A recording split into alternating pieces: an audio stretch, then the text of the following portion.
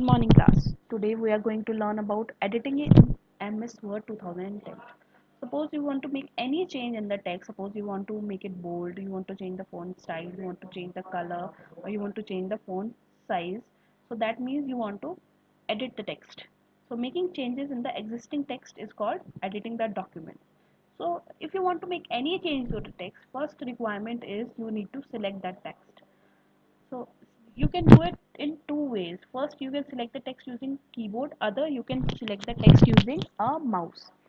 So first of all, we will learn about selecting the text using keyboard. Suppose you want to select the text that is placed on the right or left of the cursor. I, Keep this in mind. I am talking about the letters. Letter means each alphabet that is written here. So I need to press Shift key and right arrow key to select the letters to the right of the cursor. Suppose I want to select the text that is on the left side of the cursor. So my cursor is here now. I will press shift and left arrow key to select the text that is on the left side of the cursor. So this way I've selected the text to the right or left of the cursor. Now I want to select the text that is above this cursor or below this cursor. So if I want to select the line that is above this cursor, I need to press shift and upper arrow key. See, this way I can select the upper line of this cursor. And if I want to select the line below that cursor, I need to press shift and down arrow key. The number of times I will select these keys, it will select one by one more lines to the existing lines that are selected. So now I want to select a word on the right of the cursor.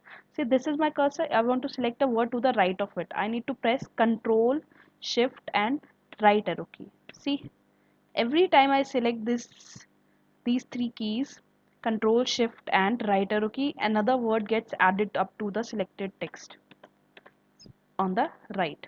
So if I want to select a word on the left side of the cursor, I need to again press Control, Shift and left arrow key. So every time it will select a new word.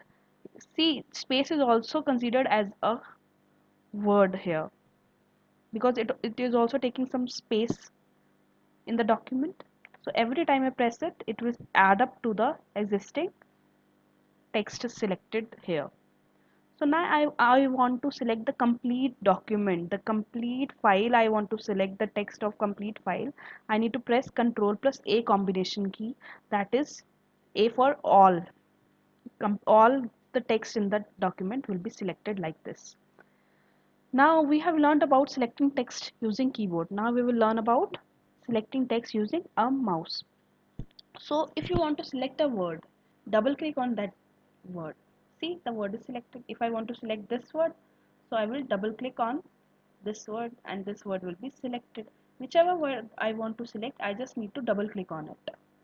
Next, to select a line, suppose I need to select this complete line. What I will do, I will click on the left margin. This is the left margin of that line.